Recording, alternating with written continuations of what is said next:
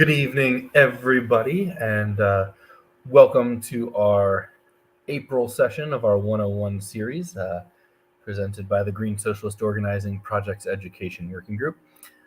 This month, we are going to talk about the Green New Deal, the history of the Green Party, what is the Green Party's signature policy piece, what the actual policy stands for, and how it differs from the co-opted and abandoned version that the Dems have introduced in recent years. So my name is Chris Blankenhorn. I'm the Illinois Green Party secretary and a former Green Party of the United States co-chair. Joining me is Garrett Wasserman, a former GPUS co-chair and wearer of many hats in the Green Party of Pennsylvania. You can learn more about this 101 series, which is a monthly series we've been doing since last year at greensocialist.net/101s. There you can look at past episodes, look at slideshows and stuff that we utilize, and see what's coming up next. So you can check out more there. And if you want to get involved with the Green Socialist Organizing Project, you can go to greensocialist.net. So without, I'm not going to spend too much time on an intro because we are going to be dealing with a rather large policy piece. So we don't want to bog down in that. So let's get started with our Green Party 101 workshop. I will turn it over to Garrett. Yeah, hi everyone. So in honor of Earth Day and all that's going on right now, we're going to talk about the signature policy of the Green Party that is going to save both humanity and the planet in a sense, right? It's also in honor of May Day, because the Ecosocialist Green New Deal deals with more than climate. Yeah, that's a good point. So rights and human rights and all the things that May Day stands for. So to give it a little bit more context, this time of year, many organizations, including the Green Party, celebrate, I don't know if celebrate's the right word, but Earth Day to May Day. So Earth Day is April 22nd, May Day is May 1st, which is kind of the traditional socialist holiday, right? So in that stretch of time, we want to look at all of the policies that will help both people and planet. And the Green New Deal, of course, is the signature policy of the Green Party that does all of the above. So let's, without any further delay, we'll go ahead and talk about the Green New Deal. And to really get started talking about it, we'd have to kind of briefly touch on the history of the Green New Deal, because there's been a lot of kind of revision of where the Green New Deal came from recently in the last few years, particularly from supporters of the Democratic Party, because of the energy that has built up around Alexandria Ocasio-Cortez in particular, who has kind of taken the Green New Deal name to represent a particular piece of her policy.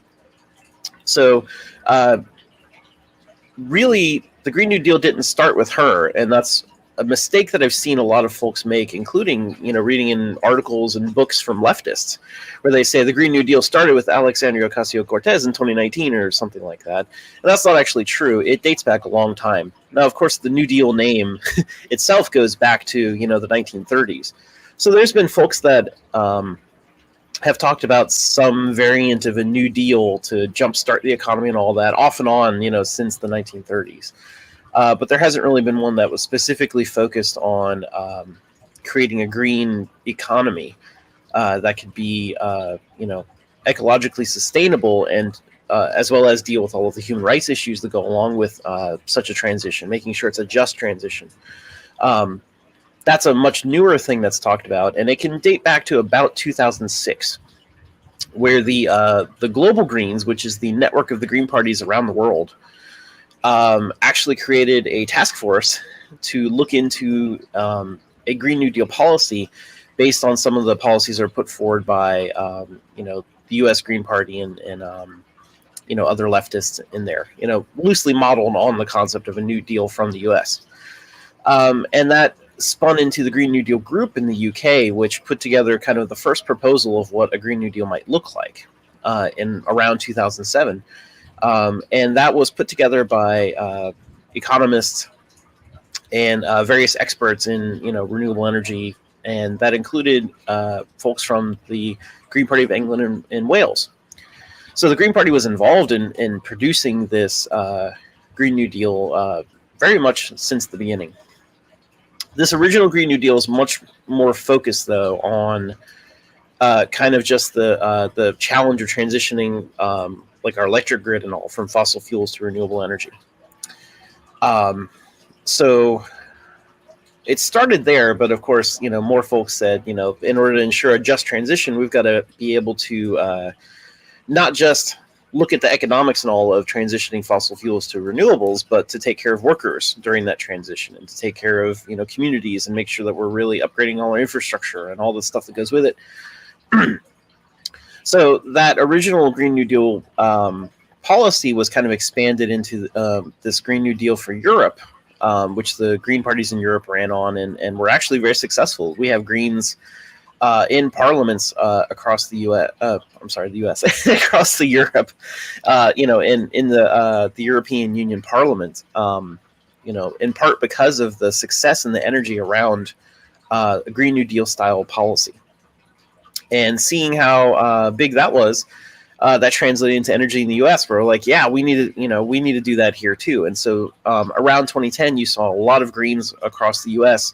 adopt some version of the Green New Deal or Green New Deal policy into their platforms, although it's probably most associated with Howie Hawkins, who ran for governor of New York that year and made the Green New Deal his signature policy of that campaign. And it got a lot of energy. It put a lot of pressure on the New York Democrats to do things like ban fracking, like they weren't originally going to do, but it got a lot of attention when Howie started running on this and talking about the need for a Green New Deal and a just transition. And that turned into, so much energy, it turned into the presidential campaign. So Jill Stein adopted it for her presidential campaign in 2012 as the European Greens expanded it. Stein also adopted it in 2016 when she ran again for the Green Party nomination. And all this time, Howie Hawkins and other Greens were running on it for their campaigns too during this time period.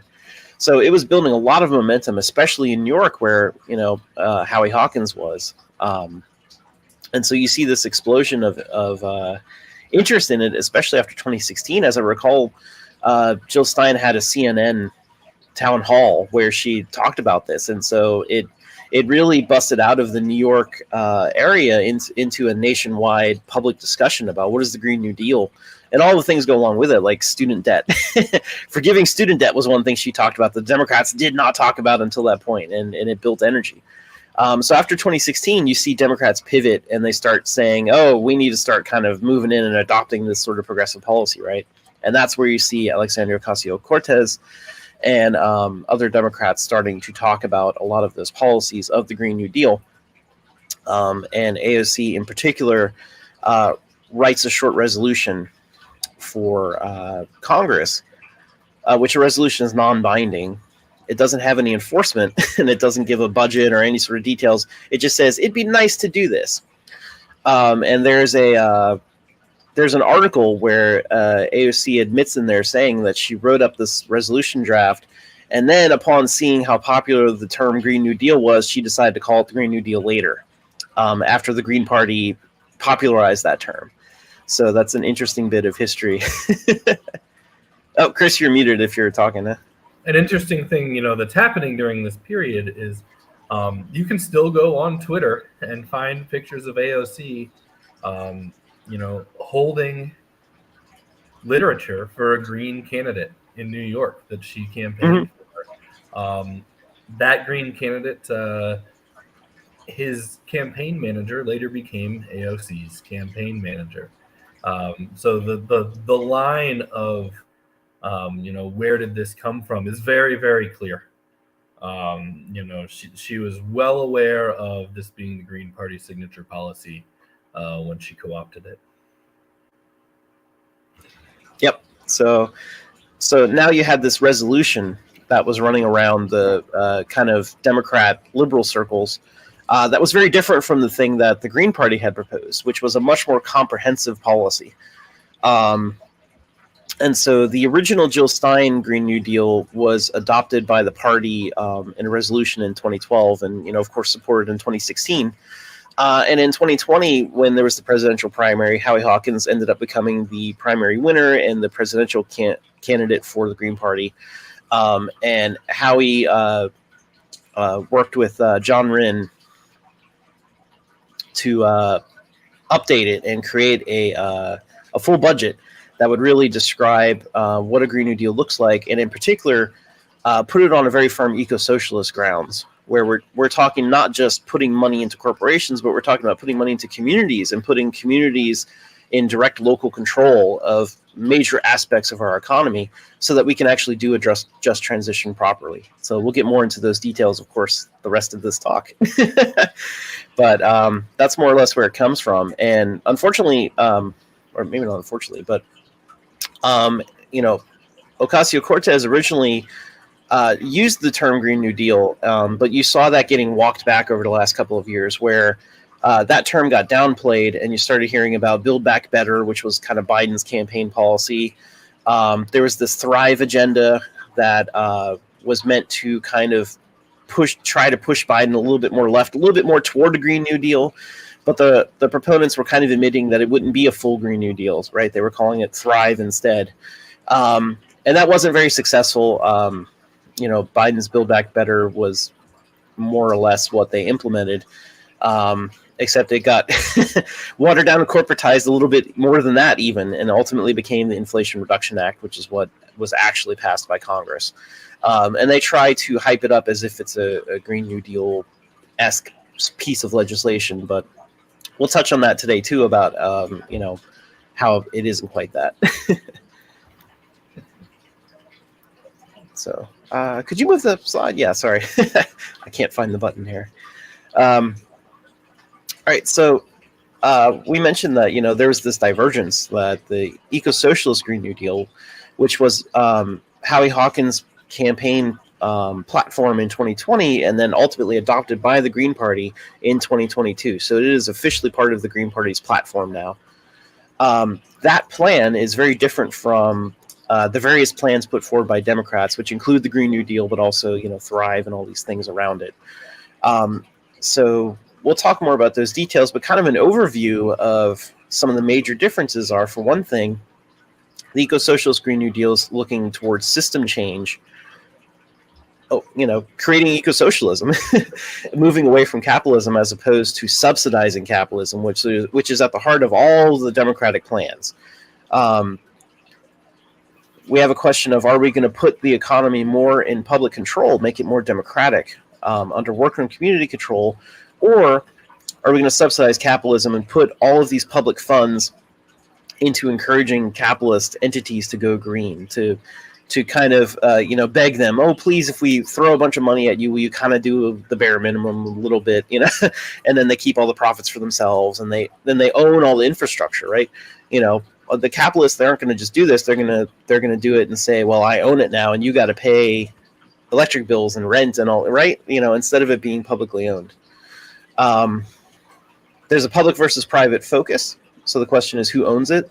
We touched on that a little bit. Is it publicly owned or is it privately owned? Renewable versus clean. This is a big one where Democrats like to throw in the term clean energy instead of renewable energy. And you got to be careful for that because it's meant to be deceptive. The way that they've defined clean can actually leave room for certain types of fossil fuel energy and nuclear energy. Whereas the Green Party's Green New Deal is 100% renewable energy, solar, wind, that sort of thing. It's not fossil fuels. It's bans fracking, in fact. Bans new fossil fuel infrastructure and all. As well as the Green Party's plan, phases out nuclear instead of investing more in it and building more nuclear, which is what Democrats would enable. There's also a big question of timetable. We know from science that climate change is accelerating, and we're really running out of time to be able to kind of limit some of the damage that's going to be from climate change. We're already There was just the report I saw earlier today about, the ocean temperatures are the highest that they've been in human history, essentially. And there's lots of worrying signs like that, climate change is really accelerating. We're really beginning to experience it with heat waves and crop failures and things like that. So we really have to accelerate our timetable in order to do this. And so the Green Party's Green New Deal is very clear that we could do this within a decade. We could do this, by about 2030. And we could still do this if we throw, all of our resources and energy into it. We could still do it. It's not impossible. But, we have to have the political will to do it. And the Democrats don't. They tend to define it as, well, maybe we'll get to it in 2050 or so. And so there's a huge timetable difference. There's also the question of economic Bill of Rights versus access. Democrats like that word, access. And this is essentially, are we going to guarantee human rights? Are we going to say that people absolutely, no questions asked, deserve housing and healthcare and education, all these things? Or is it going to be the typical Democrat strategy of like, well, it's nice if you have those stuff, and we'll maybe make a program where you got to jump through a bunch of hoops and file some forms, and maybe you'll get a little bit of financial aid if you're really, really in trouble.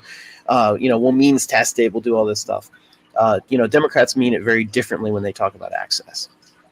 And finally, we have to acknowledge the military's role in all this. One of the biggest climate emitters in the world is the U.S. military. And so the Green Party's Green New Deal talks about cutting the military spending and all very significantly, so that we withdraw from being an imperial power. We don't want to do that for human rights issues, but also for climate issues. Having a giant military like that contributes significantly to climate change. And again, the Democratic Party doesn't really acknowledge that. And in fact, they've been voting with Republicans, all these past years about giving hundreds of billions of dollars more to the military every single year. So this is something they want to address. And these are really, it's important, really important for people to understand that, the Green Party's vision of an eco-socialist Green New Deal is not just a gradation left of what the Democrats propose, right? We're calling for transformative change, right? We're calling for system change. We're fundamentally changing how our economy and how our whole society operates. And so, and this is true in a number of policies, right? That people tend to try to pigeonhole us as, oh, it's just, it's similar, but a little bit to the left. And that's really not what it is. We're calling for fundamentally different things. The idea of public ownership at the core versus subsidizing corporations, right? And when you look at the Inflation Reduction Act, right, which is Build Back Better, they didn't even pass, right?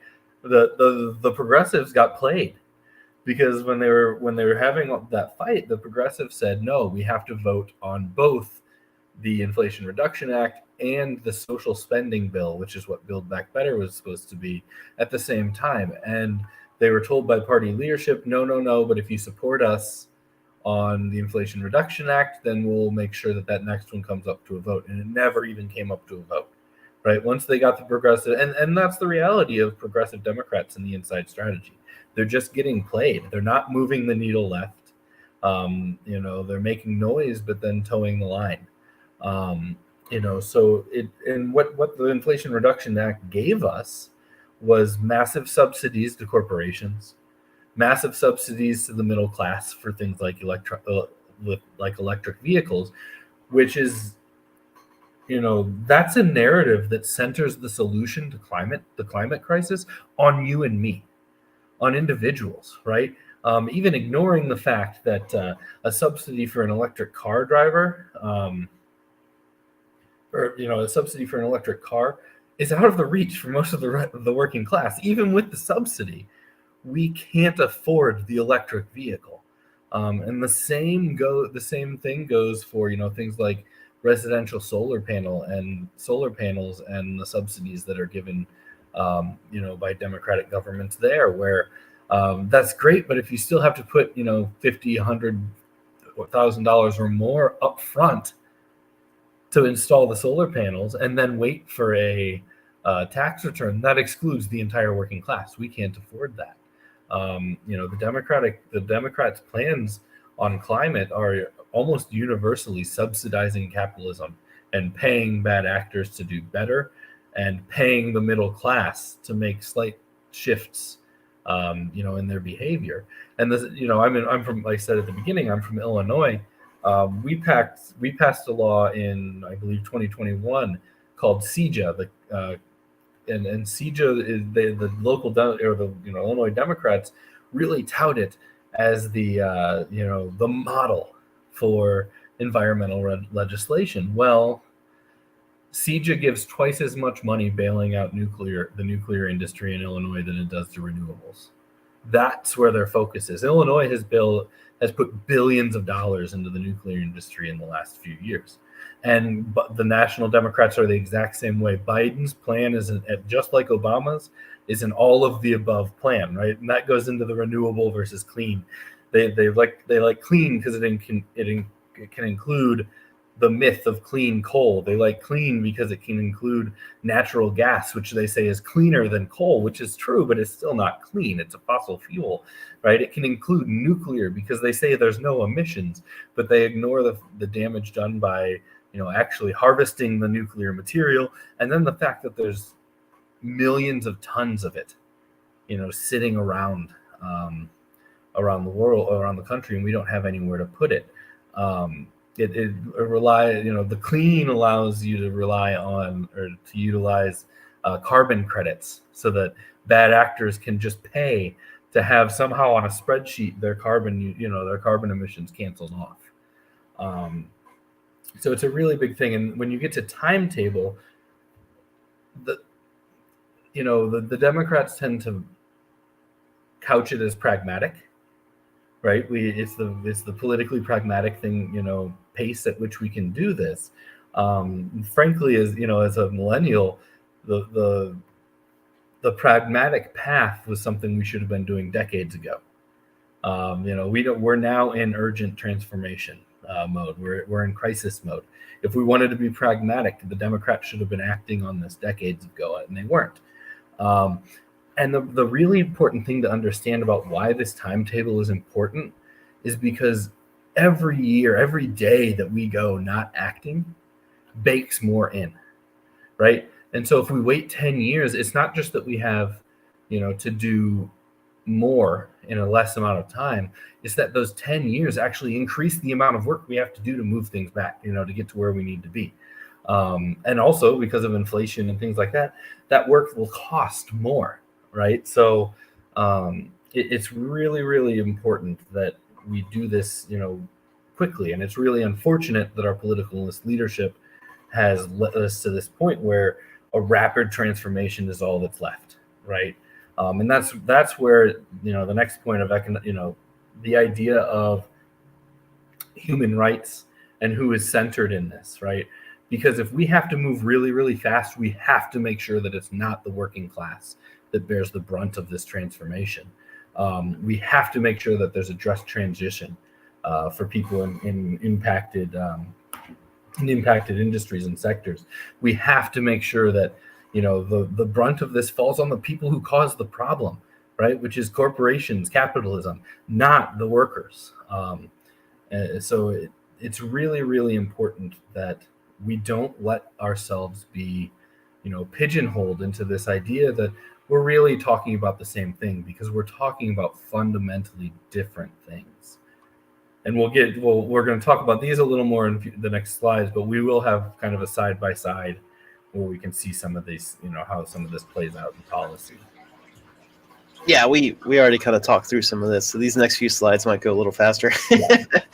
But the first big point to really emphasize here is the public versus private focus, and who ultimately is going to own all of this infrastructure. When we build renewable infrastructure, who's actually going to own and control it? Is it going to be the people? Is it going to be communities? Is it going to be workers? Or is it going to be the capitalist? So the Ecosocialist Green New Deal centers public ownership and public control as the driver of the social transition. So, we're talking about socialization of major sectors of the economy, energy, transit, agriculture, various things. And that means public or worker ownership, as makes sense, right? We want communities ultimately to be able to practice local democratic control and have communities weigh in on the policies that affect their lives. That's one of the key values of the Green Party. That's what it means to have grassroots democracy. So we're saying that grassroots democracy has to extend, beyond the kind of typical political sphere that we think of into economics too. That all of the stuff around this economic transition and renewable energy and all has to also be democratized. And this is in stark contrast to the Democrats, who prioritize paying the bad actors, paying the corporations and the capitalists who got us to this point, paying them extra money out of public dollars, out of public resources, and asking them to please do something about this, and subsidizing the lifestyles of more wealthy people, and hoping that that's enough to kind of drive change. So the Democratic policy, So the Democratic policy does things like focus on consumer changes instead of system change. So they do things like tax incentives for solar panels or electric cars and things like that. And if you see folks, including, we talked about Ocasio-Cortez as kind of kickstarting Green New Deal from the Democratic side. She, among all the others, have been running around talking about the Inflation Reduction Act and how amazing it is because it does things like give, a few $1,000s off of the price of an electric car and and subsidizes solar panels and things like that. But this is exactly the problem. Those kind of subsidies only go to middle class or wealthy folks who can kind of make those investments, right? It's trying to prod people to change their behavior as opposed to changing the system as a whole, saying that the system, our entire society has to decide to move off of fossil fuels and not just individuals here and there when they feel like it and they think that the subsidy's enough and all that stuff. And if you're a renter, all of that's off the table. Yeah. Right. If you're a renter and we're in the middle of a affordable housing crisis, right? And interest rates are going up and all that as the Fed tries to, crush the working class in order to drive back inflation. But if you're a renter, you can't put solar panels on your house. And even if you did, you'd be investing in the person that's exploiting you and hoarding housing, right? You'd be investing in them long term, not yourself. And same with EVs. You can get an EV, but will your landlord even let you install, a charging station outside your house? And again, if you do, then what you really did is for the long term gave him a thing he can put onto his, on the listing that makes it more attractive to people, right? Mm-hmm. You're investing in your landlord, not in yourself. Right. The same goes for weatherization and all those things. Anything a renter does, it just takes that investment and pushes it straight into the people that are exploiting them for rent. So, it really needs to be understood that, how this is by design excluding the working class, which means the working class is going to fall farther and farther behind on these issues. And then they're going to blame us. Yeah. Right? Once all the wealthy middle class people are driving their EVs and have weatherized their homes and have solar panels on their on their houses and their summer houses, then they're going to say, well, what are you doing? Why, they're going to point to the fact that now the working class are the main consumer level emitters. And I thoroughly believe that this is by design. And it's a surefire way to get to ecofascism. Yeah. Down the line. Yeah, by setting that policy that, as you mentioned in the last slide, it puts all the weight of the change on individual behaviors, which will eventually filter down to blaming working class and poor people for not doing more or doing their part or whatever, which takes away emphasis on the fact that, what is it, like 70% of carbon emissions come from like 10 corporations. Companies. Yeah, I forget exactly how many. Most of those companies are probably owned by the same umbrella corporations anyway. So, and then we mentioned the U.S. military, for example, is a giant emitter. It emits more than like most other countries. It's the single largest emitting entity. Yeah. So there might be sectors, there might be sectors of the economy that when you combine all the corporations across the sector, they might emit more. But when it comes to one actor, the U.S. military is number one. A sector that might beat it would be something like concrete. that you wouldn't think of, but concrete is responsible for 8% of CO2 emissions, like on its own, that one industry. So, and it doesn't have to be. There's ways today with modern technology to make concrete that's not pumping CO2 into our atmosphere, but the way it's been done is the way it's profitable, so they're not changing. Yeah, that's an important point about the Eco-Socialist Green New Deal, that we have all of the technology to address all these issues. It's not that we can't do it technologically. It's that we're simply just not doing it from a political, social policy point of view. So this is why we can do it now without even accounting for the fact that we're going to see improvements in those, right? All of these sectors, right. All these new green sectors are under invested in. They have underinvestment in research. They have underinvestment in new technologies and addressing the issues. And and wind is a good place to look at it, right? When we started pushing out wind, one of the big criticisms was, the giant blades aren't recyclable. Well, now there is commercial movement for recyclable blades. So when you start moving in this direction, it will then kind of exponentially spill over and cause new technological advances. So we can do it with what we have now, and as time goes on, we'll get even better at what we're able to do as technology, steps up as the focus and investment comes. Let's go to the next slide. We don't get stuck too long here. Yeah, just that last point again. It's the Democrats' climate plan, whether it be the Inflation Reduction Act or CEJA in Illinois or other, Democratic Party pushed quote unquote climate plans, in reality are massive transfers of public funds into private pockets, right?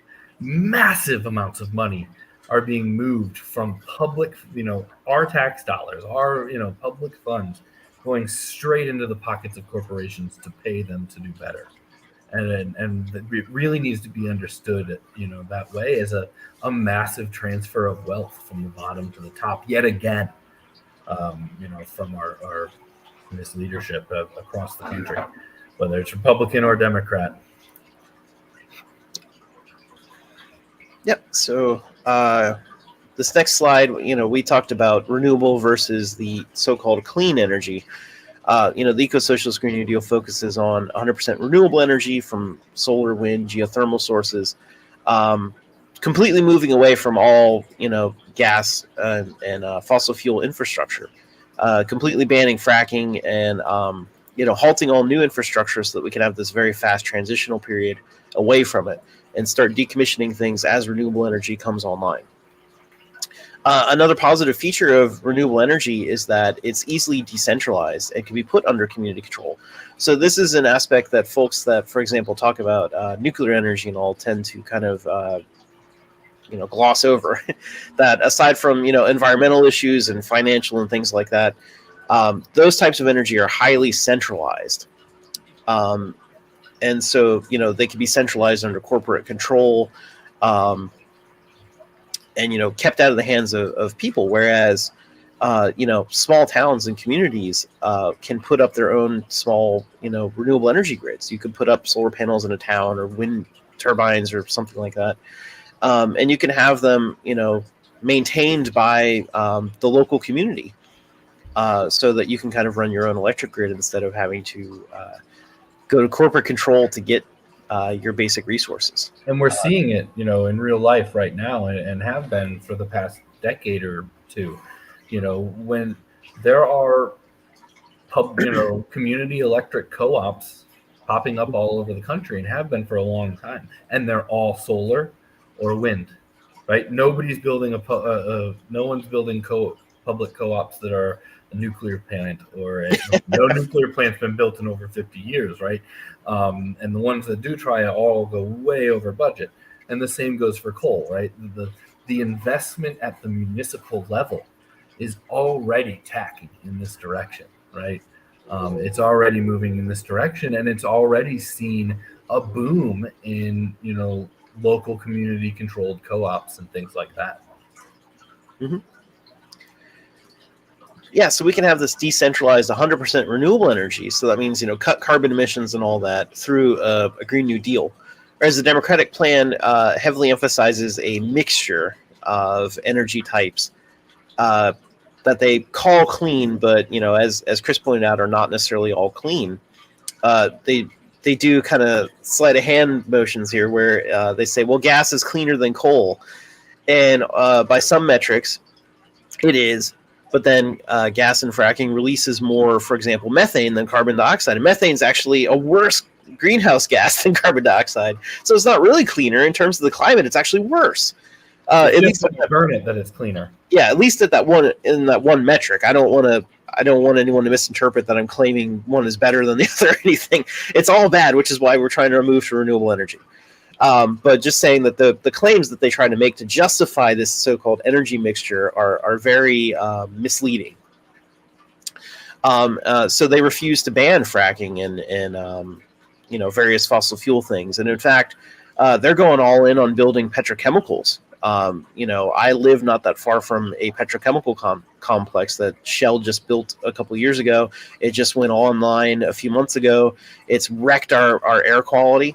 And it was pushed not just by Republicans, but gladly by the Democratic establishment in this area. Bipartisan. Oh, they talk up all the jobs and everything, and all. This is a Democratic plan from top to bottom in that party. It's not a fluke or anything. They want to keep developing drilling and pipelines and fossil fuel infrastructure. Biden just approved the giant Willow project in Alaska. After saying in the campaign that he wasn't going to do any more drilling on federal lands. They sold land for drilling. Land for drilling in the Gulf after saying you wouldn't be able to do that. The Inflation Reduction Act opened up over 600 million acres of public lands to new fossil fuel leases. Right, that's what their climate bill did, and they call it the biggest climate bill in the history, in U.S. history, which. Frankly, it may be, but you don't get a cookie for, doing nothing. And even when they did take action, they made sure to sneak those poison pills in because we have to full stop on fossil fuel infrastructure today. Every new piece of fossil fuel infrastructure that we build has decades of a lifespan that they expect it to run, right? And so we have to full stop on everything new, and we have to full stop as fast as we can in transitioning away from what we already have. And that's the exact opposite of what even Democratic Party climate policy says. Right. And so kind of the last bit here is the other part to watch for when they talk about the clean energy mixture and all this stuff is that aside from the fact that they're still building fossil fuel infrastructure, you might ask, well, how is that compatible with keeping emissions lower and all that they also claim that they're doing? And it's again this very fast and loose thing where they build into their projections and their calculations that around 2050 or so we will kind of sort of have net zero or whatever if you factor in all these technologies don't actually even exist right now. They have this huge Hail Mary where they are building into their numbers stuff that doesn't exist and that they kind of hope will exist at some point because they're being pressured by the fossil fuel industry to say, oh yeah, don't worry, we're working on it. And that's what's going on. So you might hear about carbon capture, for example, carbon capture systems, CCS. And this is a big thing that fossil fuels are pushing, where they can theoretically, hypothetically, pull carbon out of the air and store it somewhere.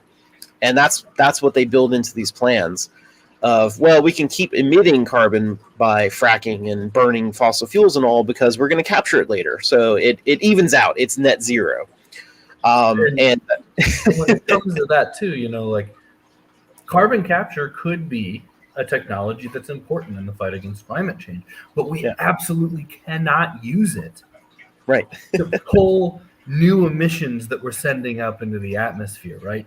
Carbon capture has to be used along with things like afforestation and reforestation and regenerative agriculture to suck existing carbon dioxide out of the air and sequester it in the ground as we have naturally for billions of years on Earth, right?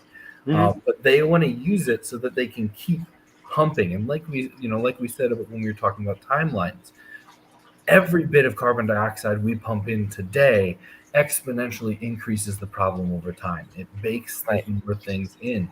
So even if we do have some, this Hail Mary like carbon capture, they're using it in a way to enable the bad actors to continue acting badly instead of using it as a way to actually try to pull back the damage that we're already done. Right. So these technologies so far have not proven to be very successful at removing a lot of carbon. And as Chris is saying, they could work, especially in the future with more research and development, but we don't really know. And even at the point where it works fairly successfully, we need to be using that sort of thing to pull carbon out permanently to lower our emissions and to try to keep warming lower. But instead, what they're saying is, well, we think this will work later, so we can burn more stuff now. And that is a terrible gamble. But they're gambling with us and the planet and thinking that their money will insulate them, I guess. To be honest, I don't. Whoever's winning when the world ends wins capitalism. Right. So that's pretty much where we're at. You have to be very suspicious of the Democratic plans that talk about clean energy and carbon capture. So this kind of feeds into here. I think we've talked about it a lot, so we should move through it quickly. But the IPCC report that compiles together all the science on climate change says that we have to basically now, around this time frame in the next year or two, if not already, probably already, we have to completely stop all new fossil fuel infrastructure. We shouldn't build anything new if we're going to try to avoid the 1.5 degree point, which is where climate crisis could really begin to accelerate into really, really bad territory. So we can't build anything new, and so automatically the Democratic plans are already failing this because they're building new stuff now with plans to operate it for the next few decades when that is absolutely not what we can be doing right now. In order to maintain the best likelihood for the best outcomes, we really need to stop the new fossil fuel infrastructure now, and we need to, in about a decade or so, around 2030, 2035, move to fully renewable energy and end our carbon emissions and all, to have the best odds at remaining in that range under 2 degrees Celsius, which is not ideal, but it's something that humanity could adapt to and rebuild from. If you get much above that, that's where things, it starts to get even worse. The outlook gets worse and worse and worse with every 1/10 of a degree that you go up. So it is very important to keep this number as low as possible, and we really are running out of time. It has to be done in the next decade or so. But the Democratic projections are always 2050 or later, and of course we see why, right? Because they're building new fossil fuel infrastructure. They expect to work for 30 years, so they say, well, 30 years in the future, I guess we'll deal with it. That's too long. That's too late. So this is a very important distinction. I do want to throw up this one comment by Grant Klassen. Not sure about the numbers, but I believe the analysis is optimistic to avoid being labeled alarmist and sensationalist. I absolutely agree with that.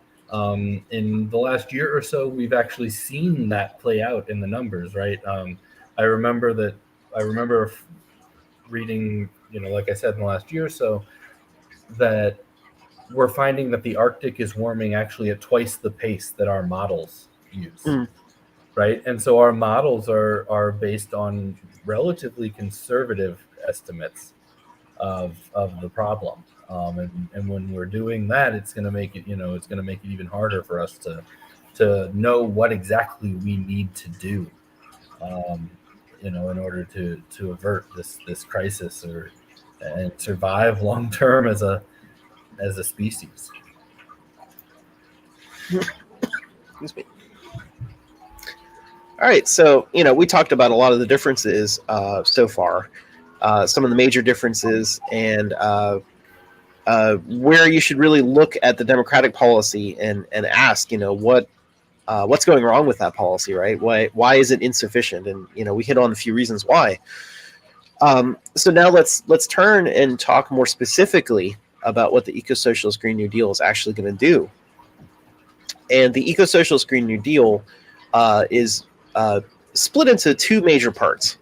And one is the Green Economy Reconstruction Program, which does a number of things. It overhauls our electric system to be completely renewable energy interstate electric grid. It supports greening our buildings, with energy efficiency, heat pumps, all the upgrades to, maximize our energy use, lower our energy use, maximize efficiency. Overhaul our transportation system to have a public transit system that's electrified, again, no carbon emissions. And that includes high-speed rail to really upgrade our aging rail infrastructure. And, as we've seen, there's been rail derailments lately that they've been going on for a long time, but, they've really been, happening a lot recently with more media coverage and urgency because of things like the East Palestine derailment, which again is not that far from me. Lots of stuff happening in my neighborhood. So, but regenerative agriculture is also a big one. Agriculture is an aspect that we tend not to think of, but the way that the corporate factory farm agriculture is done today contributes a lot to carbon emissions. So we have to overhaul that into a more regenerative agriculture structure. That's not slashing forests to create more farmland or anything like that. It's got to be regenerative. And while we're doing that, we can rebuild our water infrastructure to make sure that everyone is getting clean water. There's so many cities, right? Flint still doesn't have water, right? Or clean water. And so many cities around the U.S. are in that same scenario where there's, lead pipes or increasingly the water supplies are being contaminated by, fracking and fossil fuel liquids and stuff. So we need to build up clean water infrastructure for everyone. And chemicalized agriculture. Yeah, true. Chemical runoff from agriculture and all. So we need to upgrade manufacturing recycling, which solar panels and wind turbines and all are like pretty much entirely recyclable if you have the facilities available. And so far they haven't been because capitalism has not prioritized those. So we can create those things and create, very cyclical economies where we're recycling, old things into new things and using them locally. And finally, just the internet has become such an important part of modern life that we need an interstate high-speed internet connection to make sure everyone is connected to the network for communication purposes, right? For freedom of speech and political reasons and all, but as well as school and education and all. It's a great tool for learning from each other and learning with each other. So we're trying to completely overhaul our the way our economy works. And we recognize that that's going to be such a big change compared to the way economics works today, to the way our communities operate today, that it's going to require a just transition. It's going to require a program to make sure that nobody's left behind in that transition, that everyone is benefiting from it and, gets all of the positive stuff from it. So in addition to this Reconstruction program, there's also the Economic Bill of Rights, which makes sure that everyone gets health care through a Medicare for all type single payer program toward a national health service, which is community owned and publicly owned and locally controlled, locally administered, to make sure that healthcare system is meeting the needs of the communities that they serve. We want to make sure that there's green housing for all. So like we were saying about renters earlier, right? Like, everyone has to have housing that, has heat pumps and all of the things necessary to make them very livable for the circumstances we're going to be living in. We want to talk about job and income guarantees to make sure that everyone, gets the basic needs for life covered, whatever your situation is. That includes expanding Social Security to make sure that everyone has a retirement, whereas Democrats are trying to raise the retirement age and cut spending and privatize it and all that stuff. And then finally, a big chunk of this transition is that we're going to have to do debt relief. The old world is kind of going away, and so we have to kind of wipe that clean there and get rid of all of the debt from the old system. And so that means forgiving student debt and medical debt and other things that go along with it. So, yeah.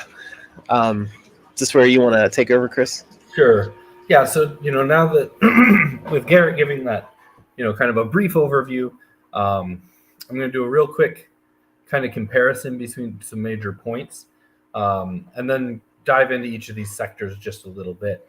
So when we look at comparing the two, the Green Party's Green New Deal was introduced in 2009, and an important thing I think to think about too is it's part of our party platform, right? I didn't look before, but the 2022 vote to update our Green New Deal and the National Party platform to the Ecosocialist Green New Deal was overwhelming, right? It was not a controversial vote.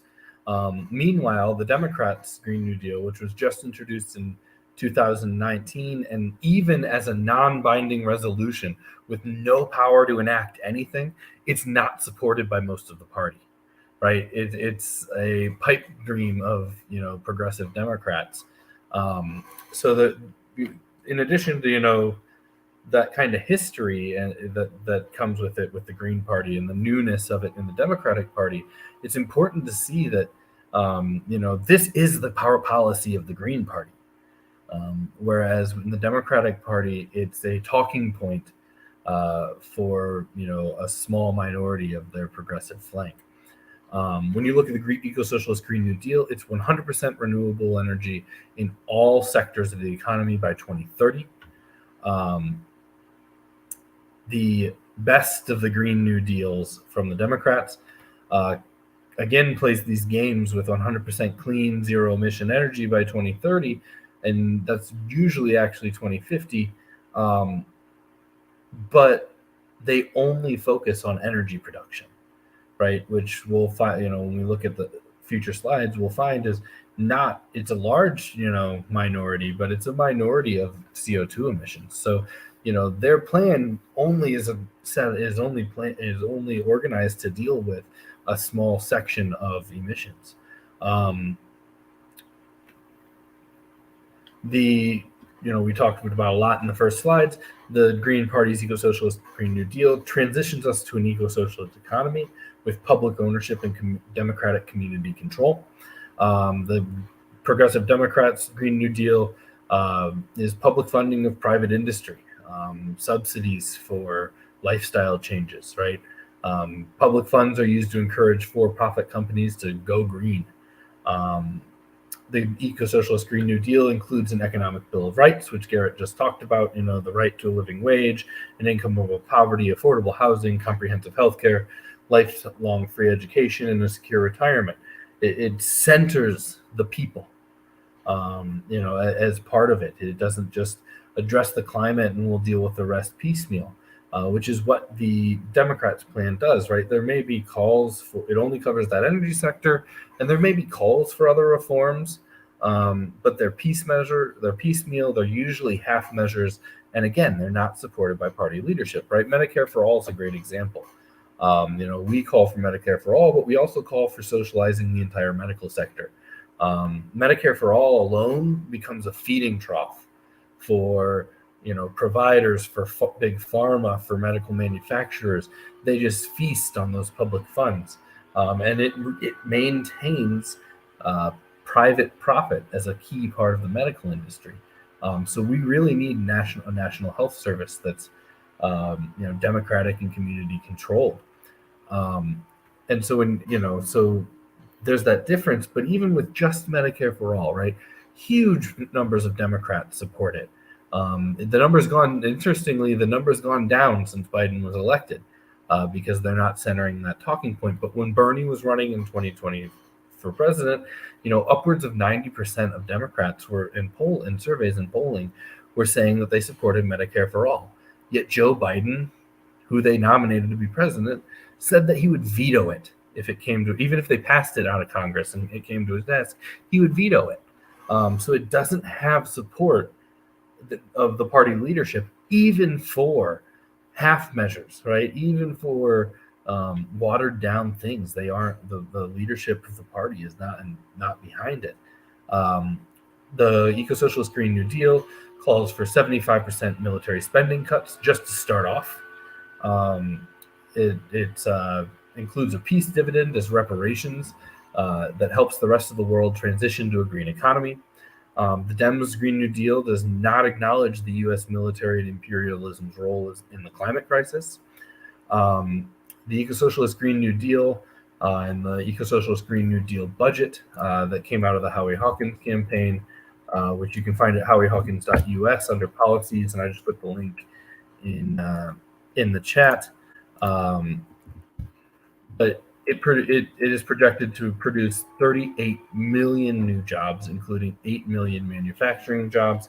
Much like most of their plan, the Democrats' Green New Deal just calls for a nebulous millions of jobs. No clear where, no clear plans for what they are, just a promise that there will be millions. And one thing that Howie found when working with John Wren, who is a well-respected economist, in establishing and writing up the Green New Deal and for his 2020 presidential run, one thing he found is that jobs are actually a choke point. Having enough workers to do the work that the transition requires is actually one of the biggest problems. We can fund it. The technology is there, but do we have enough workers to actually, drive the transition? And then, I talked about that budget. The budget that was created for the 2020 campaign is a balanced budget, right? And people always ask, how are you going to pay for it? Well, the Ecosocialist Green New Deal, through a number of methods, does pay for it. It's $40-something trillion over 10 years, and it's funded through a wide range of policies, such as addressing our tax system, including expanding our tax system for things like a land value tax, a more progressive personal income tax, corporate income tax reform, a wealth tax, lifting or raising the cap on the estate tax, similar ecological taxes. Similarly, with lifting the cap on Social Security, right? Because once you make a certain amount of money, they stop deducting Social Security out of your paycheck. So, and then on top of that, we can use public banking and greenbacks and quantitative easing, which is, so that gets into the realm of, modern monetary theory, and the idea that we can just create money. Though there's some limits to that, but it can be part of the our bag of tools. And then spending cuts, like cutting the military budget by 75%, stopping the war on drugs, abolishing ICE, right? These things we spend lots and lots of money on, we can cut. And then there's also a lot of things that the federal government owns that can be sold as part of this transition. So there's this balanced budget, and on the Democrat side, you have a non-binding resolution with no implementation, right? They know that it's just words. They know that it's never going to be passed by their party in the near term, so they don't have concrete plans. And that is one area, and it's one reason why I was so proud to work on the Howie Hawkins campaign, is because we had this concrete plan with specific policies that we would implement, with specific ways and strategies and tools that we would use to both to address the climate crisis, to address social needs, and to address how we fund it. So that's kind of a real quick comparison. Looking at the specific sectors, right? The interstate renewable energy system represents the overhaul of the our energy production and transportation system, and that represents 28% of our emissions, right? So it's a big chunk. It's over a quarter, but it's And this is all that the Democrats, bills deal with. So you're still leaving over 70% of emissions out there. That's not a path to, a real solution. So 20%, 8% of emissions, the Ecosocialist Green New Deal would create about 5 million jobs in this sector, and cost about $510 billion over 10 years. And renewable electricity, it's got to be the foundation of any sustainable economic system. So it would be a national plan to build an economy based on renewable electricity. It would be composed of several components. There would be a national interstate component, probably mostly based on wind, interconnected with a rebuilt national smart grid system. Solar panels and geothermal could be added to it, although the Ecosocialist Green New Deal really focuses on wind for this component. On the other end of the spectrum is where solar and geothermal come in, in our plan. And that means, we could plan for buildings, and basically all consumer electricity use could be covered by small scale geothermal and by solar panels. So that would, kind of provide the bulk of building level use, and that interstate, wind network would be there for backup. So this has got a national wind farm network, consumer level solar and geothermal, a national smart grid and energy storage, which could look into things like passive.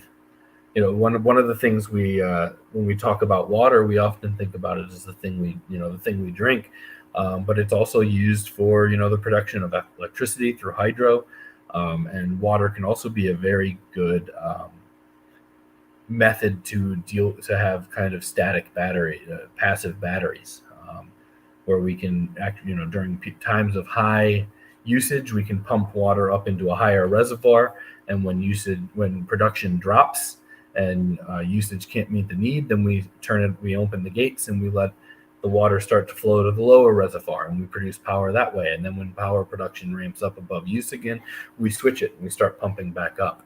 And there's been similar ideas that use like concrete block towers and all kinds of stuff like this for passive batteries. Kinetic batteries is the right word we have a couple of those in Pennsylvania where they're basically like big rotating magnets, and because they're magnetic, they have very low friction, so they can hold energy in rotational motion for a very long time. And so by doing that, you can produce electricity from these rotating magnets. You don't need chemical batteries. And that tends to always be where things break down, right? Like the fossil fuel trolls will always start saying, well, how are you going to get all these batteries? How are you going to get lithium and all? Like, we don't actually need it, or at least not near as much as what folks think of, right? Because there's so many other ways to store energy than chemical energy, and chemical energy is like probably actually one of the most inefficient ways to store energy. So there's technology that already exists, and just like everything else, so much research, money, and time has been put into fossil fuels, for example. We have the technology to do a lot of this stuff today, but if we really start to prioritize it, I have no reason to doubt that technology wouldn't get a lot better really fast. Efficiency would definitely climb. This is a key area, I think, that is a very important part of the formula. And then another really, really important thing, right? We've been talking about public ownership versus paying corporations to do better. The interstate renewable energy system would socialize the fossil fuel industry and the utility sector. So that means, 51% buyouts of stock, of the stock in all the fossil fuel companies and of all the private utilities in order to bring them in, under public control. And a really good example of this, I think, is it's PG&E in California, though I may have gotten the name wrong.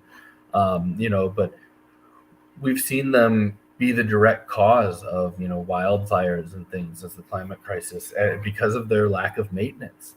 And that's something where it should be a really obvious solution to just pull. Clearly the private sector is not carrying its weight and delivering. And so it needs to be brought back under public control. And a lot of the cost of this would come from that socialization, so of taking over those companies. Next is green buildings and housing for all.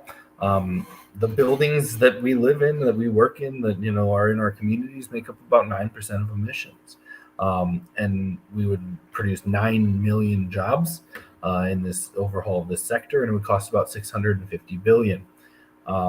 So we face not only an affordable housing crisis, but the existing buildings and homes in our communities they've got to be overhauled towards a sustainable future. And that sustainable future has to recognize accessibility. And I'm not saying access like the Democrats like to use. I'm talking about accessibility for all people. A lot of times there's a real focus on walkable communities, but those walkable communities aren't always accessible for everyone. There still is a need to accommodate, a section of our population that can't walk from place to place. So it's got to recognize accessible, quality housing as a basic human right. Part of this is Homes for All, which is part of the Economic Bill of Rights.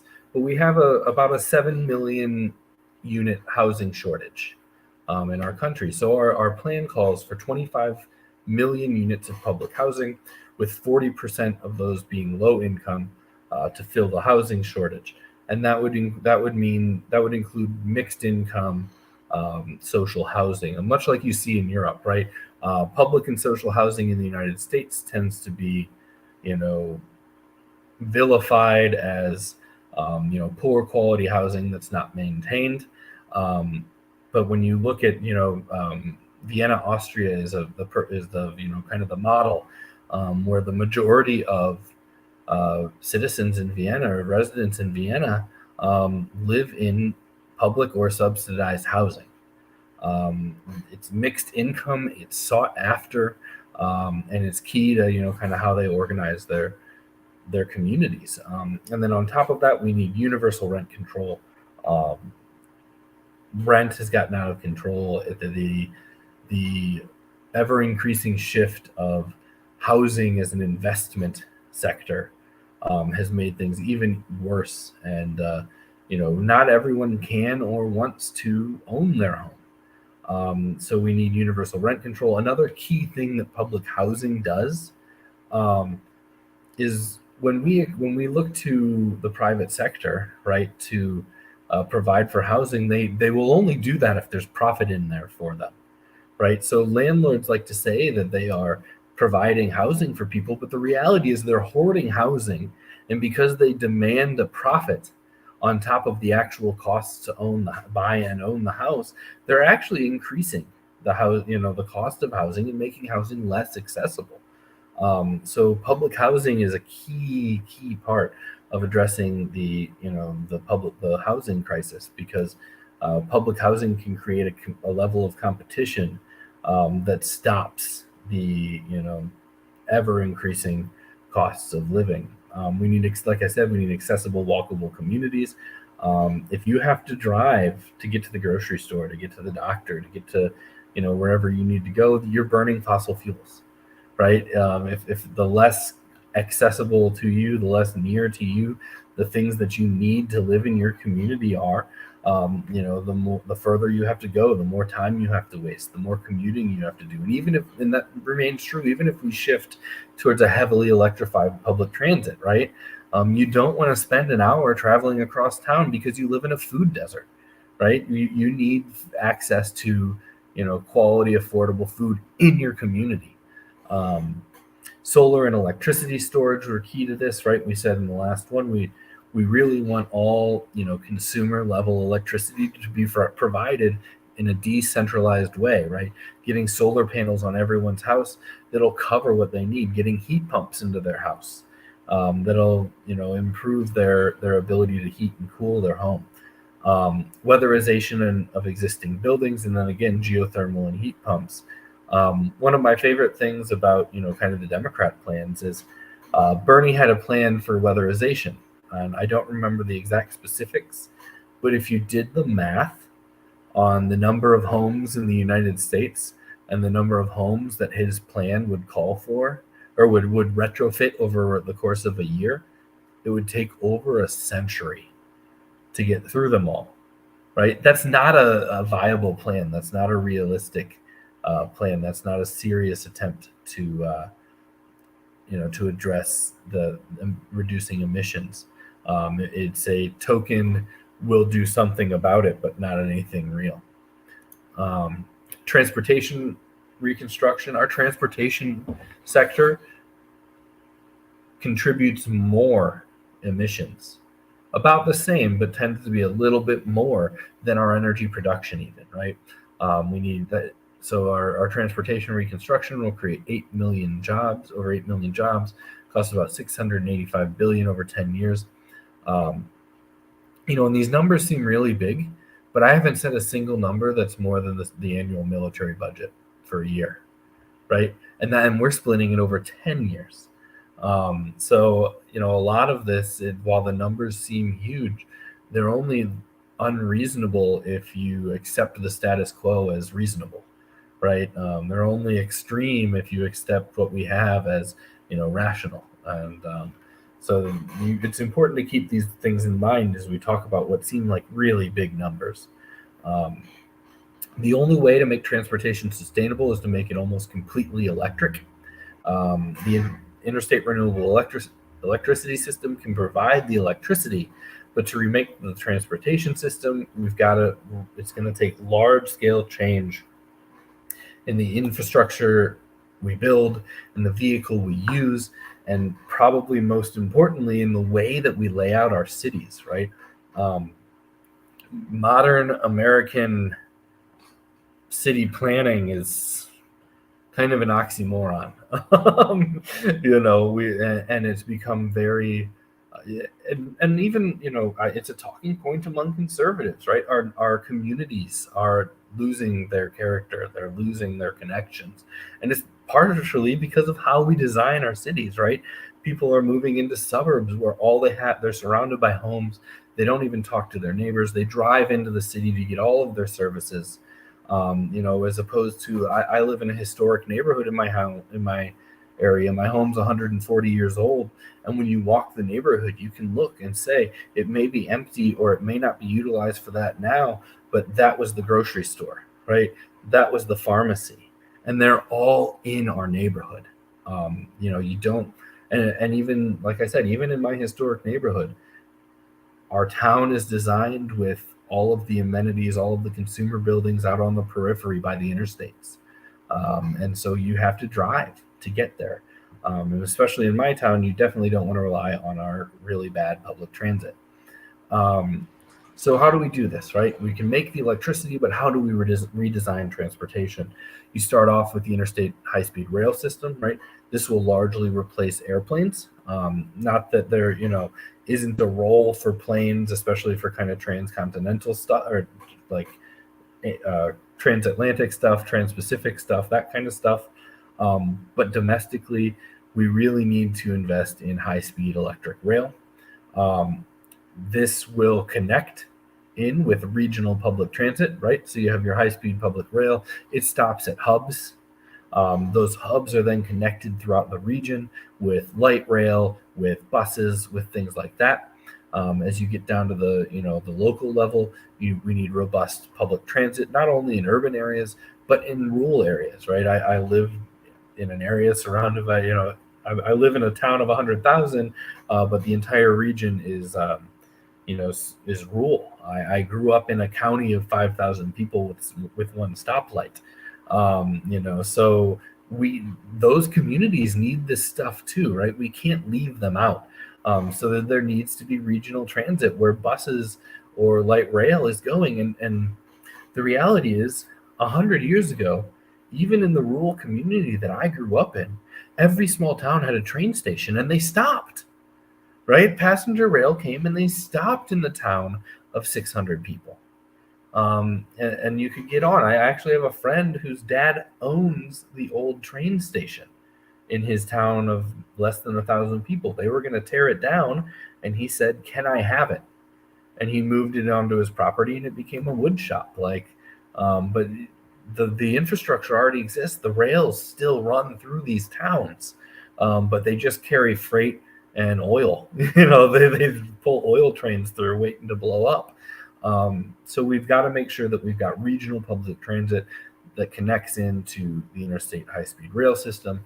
We've got to make sure that we have public transit on the local and urban, especially in urban centers, that can connect up to all these things.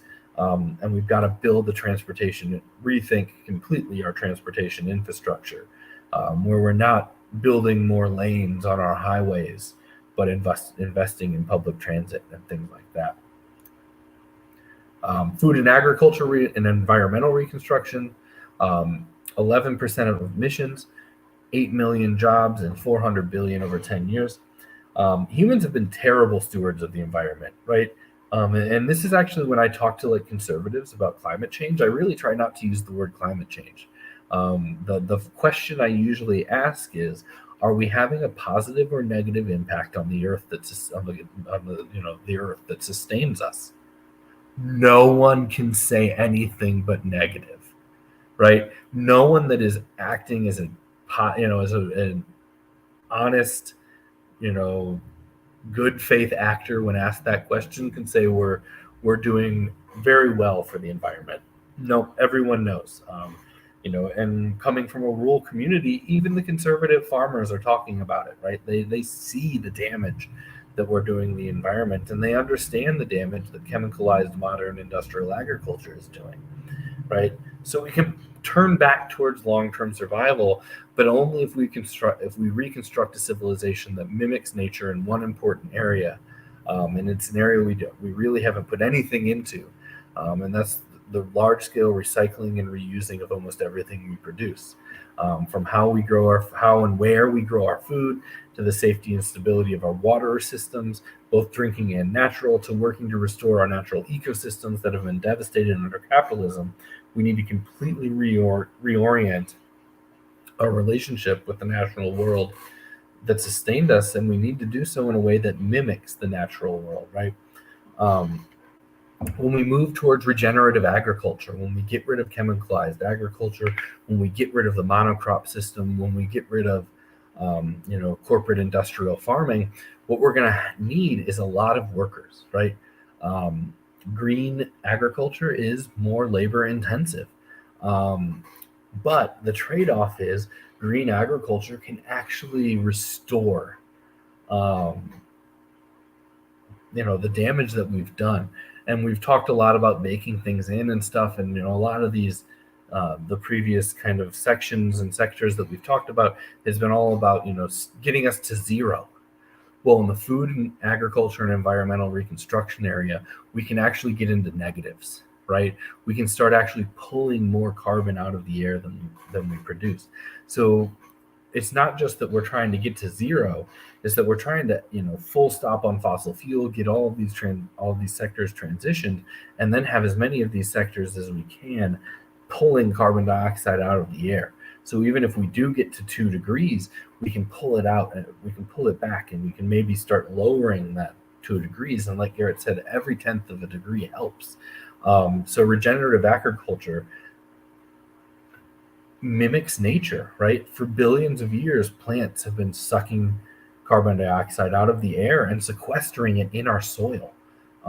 They pull it into their roots. When they die, the carbon stays in the ground and in the roots. But when you look at, our modern agriculture, we rip the roots out of the ground. We pull everything out. We need to completely reorient towards, kind of permaculture standards and things like that.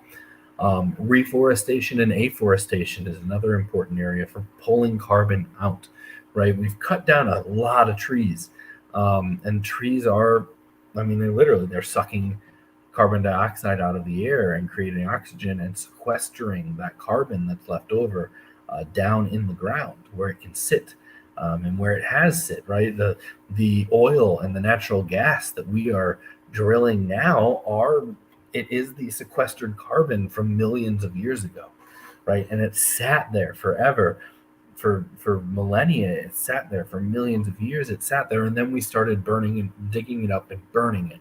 And that's why we've created this kind of exponential increase in carbon emissions.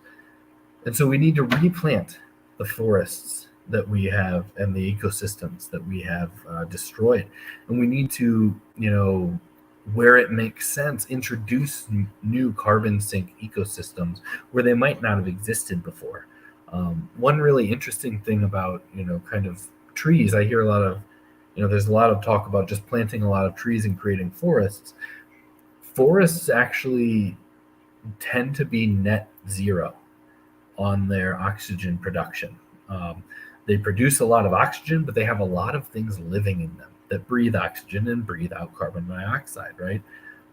So we need to look at ways that, we're planting these forests in ways that can get us a net positive.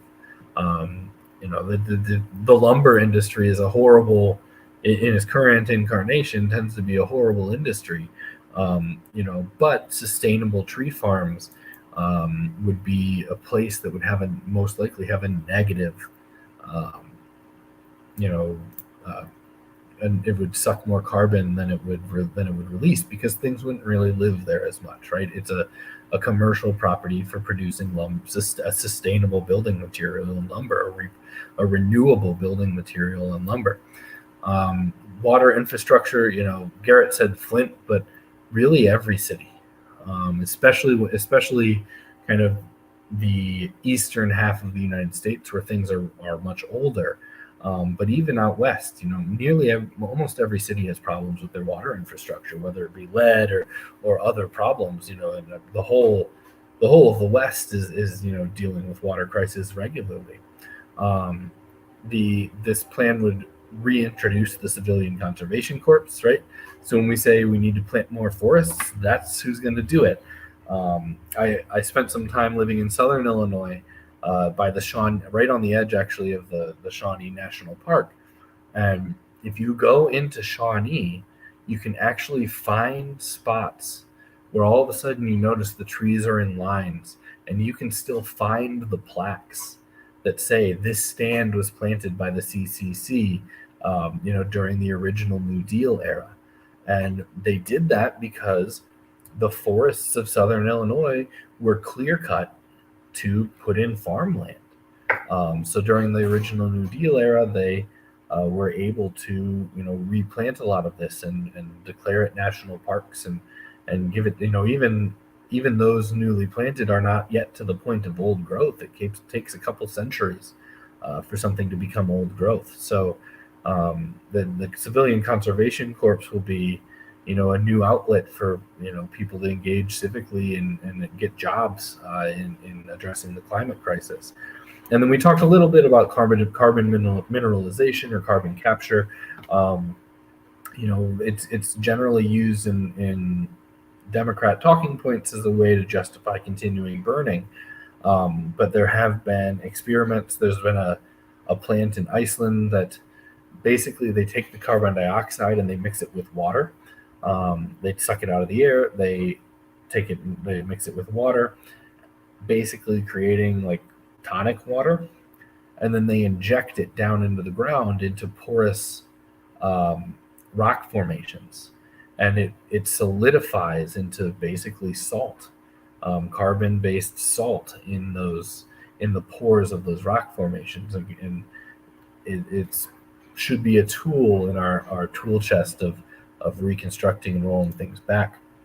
The manufacturing sector, 22% emissions, 7 million new jobs, 400 billion in cost over 10 years. And economies are based on production, and production is dependent on infrastructure, right? So instead of using fast disappearing resources, right, like lithium or rare earth metals that we're so dependent on, or cobalt that we're so dependent on today, oil, fresh water, we should set up a national recycling system that will provide most of the inputs for our production. This will allow us to replace and expand our domestic manufacturing to support the Ecosocialist Green New Deal, right? If we're going to farm differently, if we're going to use different vehicles for transportation, if we're going to produce energy in different ways, we need factories here in the United States that are producing those, the equipment and the materials that we need to actually do that. And then we need, production facilities here in the United States that take the used, materials and reproduce and repurpose them, recycle them into new uses. And if our agriculture and manufacturing systems are set up in this way that mimics nature's natural ability to sustainably recycle and reuse, instead of mining and polluting and destroying, then whatever is produced, whether it be factory or a farm, will do so in a sustainable way, right? And a way to think about this kind of nature's ability to sustainably recycle and reuse is soil. Every bit of soil, really, that we see on this planet is the result of decomposing organic matter, right? Things died, they decomposed, and it turned to compost, it turned to soil. And so at this point, the earth is literally covered in it. And that's the outcome of, that natural system of reuse. And then that soil sustains the life that grows in it. That soil, turns into large areas of sequestered carbon, like an oil field or a natural gas deposit. And if we leave it alone, it will stay there. For the most part, right? There's things like methane blooms or methane pockets in the Arctic that kind of get released as things thawed, but as we push things back, that sequestration will be more and more reliable. So we need, under this policy, zero waste manufacturing. We need to replace our current we need to both replace our current manufacturing capacity with sustainable machinery and processes, right? So that means, moving steel production to electric arc furnaces instead of how we do it now, for example. We need to expand our domestic manufacturing capacity. We need to really dive in on recycling, which at this point in our society, recycling is almost all consumer level. And half of the time you send your recyclables, you recycle something and it either goes straight into the landfill and they lied to you, or it gets sent halfway around the world to be recycled. So we need a domestic recycling program that not only focuses on this consumer level stuff, but that focuses on, manufacturing and large scale recycling. And then we need a global Green New Deal, right? The United States has been one of the main drivers of climate change, one of the main culprits in the climate crisis. And because of that, we need to invest in helping the world shift as well. It's our reparations to the rest of the world, for the damage that we've done and for the very, very damaging systems and, production methodologies that we've exported. So as we develop these new manufacturing methods and these new recycling methods, we need to be exporting them. We need to be sharing them. We shouldn't be hiding them, behind IP, behind intellectual property and patents and things like that. The Green New Deal has to be global and it has to be shared.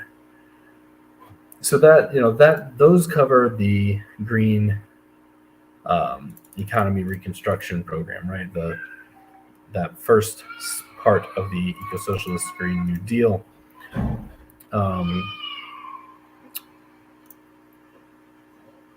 And that's kind of like climate oriented, right? That's the climate half of the plan.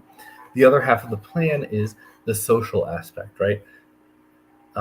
Inequality kills. Beyond our climate program, the other pillar is this economic Bill of Rights. It seeks to address yet another crisis facing our society, which is spiraling inequality. For birth to death, the economic Bill of Rights seeks to make sure that everyone has access to a job and an income above poverty, affordable and quality housing, comprehensive health care, lifelong access to free education, and a secure retirement.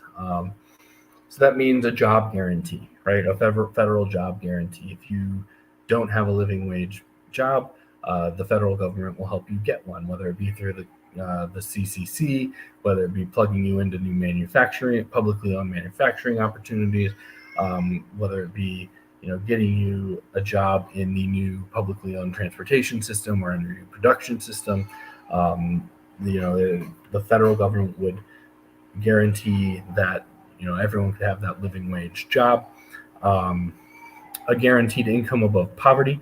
Not everyone can work. Not everyone can work full time. There's a lot of unique circumstances that apply to different individuals, and so we need an income above poverty that goes beyond just a living wage job. UBI, Universal Basic Income, is the really popular kind of buzzword way of talking about this. But in our plan, we actually call for the use of what's called the negative income tax.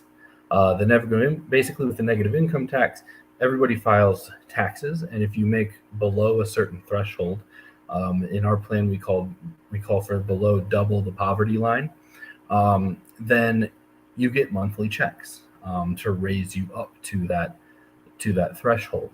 So whether you're working or not, no matter the regardless of the many circumstances that could cause that, everyone's guaranteed that income above poverty. It's a much more efficient system than UBI. It's a system that helps the people at the bottom. In UBI, we're going to give Elon Musk and Jeff Bezos the same checks unless we means test it, which if we're talking about UBI, we should be. But also, my big concern about UBI is that it'll never raise. It'll never, at least under present capitalism, it'll never be allowed to rise to the point of a guaranteed income above poverty, right? It might get you through a little bit, it might buffer you a little bit, but you're still going to need outside income if you're going to be above poverty and living comfortably. The Economic Bill of Rights guarantees affordable housing. We talked a lot about that with our public housing program, right? 25 million new units of social mixed income social housing, as well as universal rent control federally, to make sure that everyone not only has a home but has a quality home, has a home that's accessible to the things they need, that meets all of their needs, and not just as a space for them to be, but as part of their life in a community. We need comprehensive healthcare. We talked about this a little earlier, but not only do we need to abolish the insurance industry, we need to socialize the entire sector, right? If something's a human right, no one should be profiting off of it. And insurance industry is not the only bad actor in the medical sector, right? Providers and the big pharma and medical manufacturers and a whole litany of kind of tangential industries and sectors profit off of our healthcare. And like I said, if healthcare is a human right, it shouldn't be operated for profit. It should be operated at cost. It should be subsidized and publicly owned and controlled. A lifelong free education. This includes from pre-K and daycare through your high school and your secondary education, all the way up into your higher education.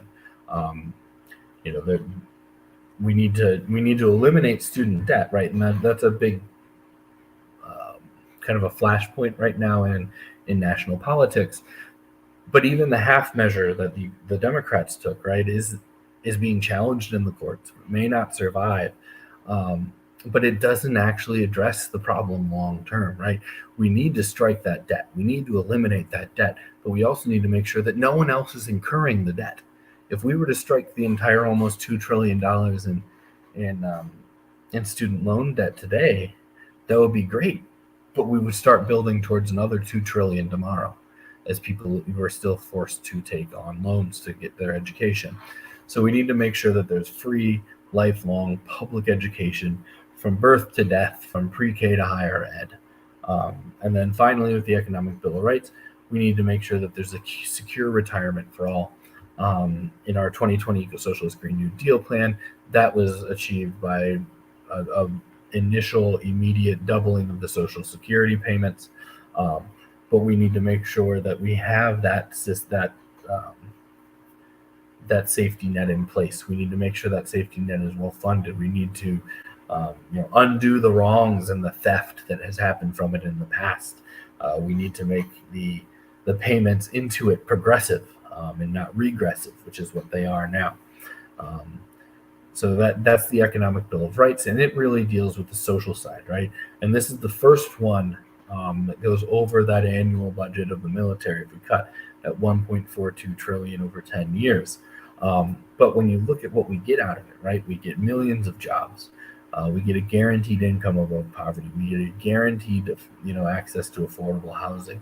We get not only Medicare for all, but a socialized healthcare system, right? We get we get education, so we're not paying for public education anymore out of our pockets, at the point of sale.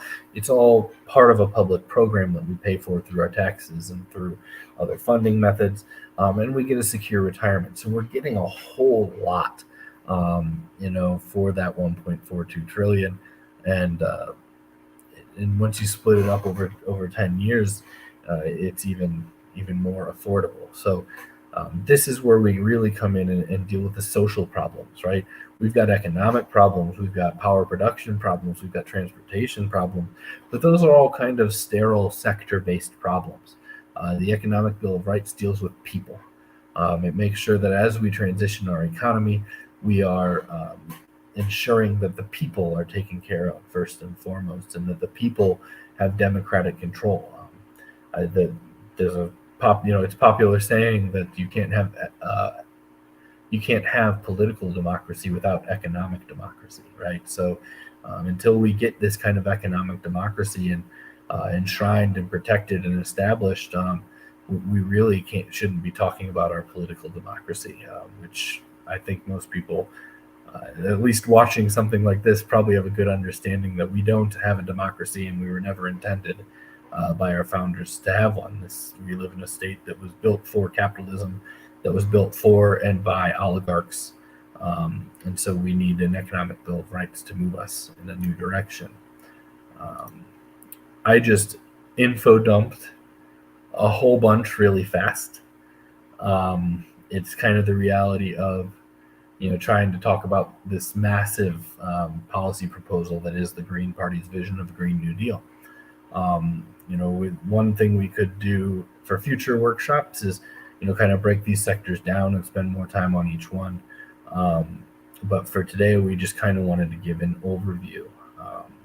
Garrett, do you have anything to add after my high-speed dump of information?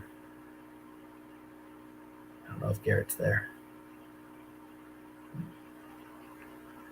So with that, we're at about an hour and a half, which was longer than we wanted this one to be. But like I said, a whole lot of information. As I said at the beginning, this 101 series is put on by the Green Socialist Organizing Project. We were created out of the 2020 Hawkins-Walker campaign as a way to build and organize the green movement forward. We've got several main goals, and this one is part of our political education programming, this 101 series. This series takes place once a month on the fourth Tuesday of every month at 8 p.m. Eastern. So we will be back in May on the 23rd for our next 101 series. We're not quite sure what it's going to be on yet. We're probably going to figure that out in the next couple of days and start promoting it. But you can learn more about the series at greensocialist.net/101s with an S at the end.